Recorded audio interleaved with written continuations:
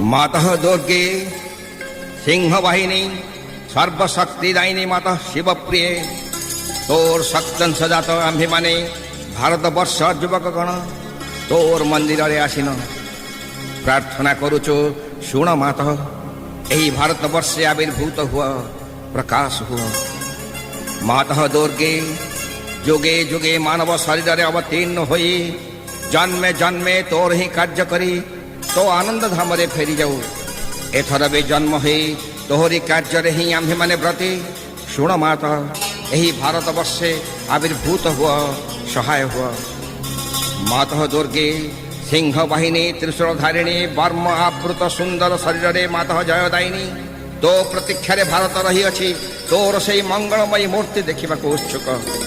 शुण माता यही भारतवर्षे आविर्भूत हुआ प्रकाश हुआ।